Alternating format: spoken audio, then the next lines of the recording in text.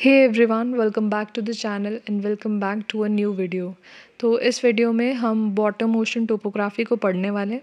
Ocean का जो bottom है यानी कि ओशन का जो बेसिन है उसको हमने 4 सेक्शंस में डिवाइड किया है। पहला आता है कॉन्टिनेंटल शेल्फ, दूसरा आता है कॉन्टिनेंटल स्लोप, तीसरा आता है ओशन ट्रेंचेस और चौथा आता है डीप सी प्लेन। तो नाउ अब हम एक एक करके इनको देखने वाले हैं। तो सबसे पहले हमारे कॉन्टिनेंटल शेल्फ को लेते हैं। कॉन्टिनेंटल शेल्फ क्या होता है, इसको हम इस डायग्राम के थ्रू देखेंगे। तो ये हमारा डायग्राम है।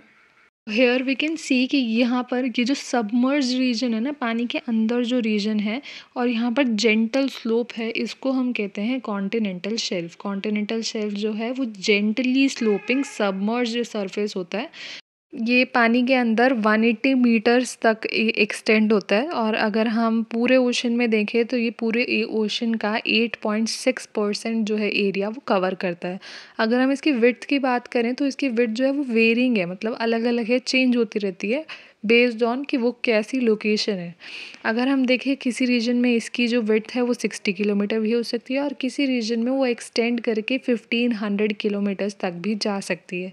अब कैसे हमें ये पता चलता है, तो जो भी रीजन ऐसे हैं जिनके आसपास माउंटेन्स हैं, बहुत क्लोज माउंटेन्स पड़ रहे हैं, उस रीजन में जो ये इसकी जो विड्थ है वो कम होगी, ये नैरो होगा।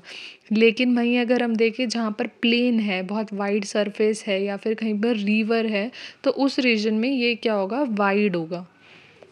नेक्स्ट वी कैन सी ये है हमारा कॉन्टिनेंटल स्लोप। कॉन्टिनेंटल शेल्फ पहले हमने देखा, अब आता है कॉन्टिनेंटल स्लोप। कॉन्टिनेंटल शेल्फ से जस्ट आगे अगर हम एक्सटेंशन देखें तो ये है हमारा कॉन्टिनेंटल स्लोप। कॉन्टिनेंटल स्लोप का जो स्लोप है वो काफ़ी स्टीप स्लोप है और इसका जो ग्रेडियंट है वो भी 5 डिग्री से लेकर 60 डिग्री ग्रेडियंट है। यहाँ हमने जब पीछे देखा था तो वहाँ पर ग्रेडियंट काफ़ी कम था, बट यहाँ पर ग्रेडियंट जो है वो काफ़ी ज़्यादा है। और जो स्लोप है वो पहले जेंटल स्लोप जो था, अब वो क्या हो गया है, वो स्टीप स्लोप बन गया है। इसकी जो विड्थ है या फिर ये कहाँ तक एक्सटेंड होता है, तो ये अप्रॉक्सीमेटली 3600 मीटर्स तक हम कह सकते हैं कि 36 या फिर 3500 मीटर्स तक ये एक्सटेंड होता है। इसके बाद ये जो नेक्स्ट डायग्राम आता है, हम इसमें देखते हैं यहाँ पर अबाइसल प्लेन है। अबाइसल प्लेन को हम डीप सी प्लेन भी कहते हैं। तो ये प्लेन है जो कि फाइनेस्ट प्लेन है हमारे पूरे उस पर, क्योंकि इसमें कोई भी ऊंचा नीचा ऐसा कुछ नहीं होता है, बिकॉज वो सब कुछ दब जाता है।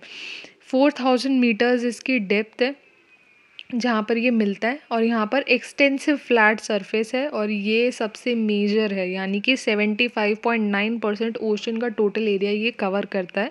यहाँ पर जो स्लोप है वो ना के बराबर होता है, 0.5 डिग्री या उससे भी लेस का यहाँ पर स्लोप होता है।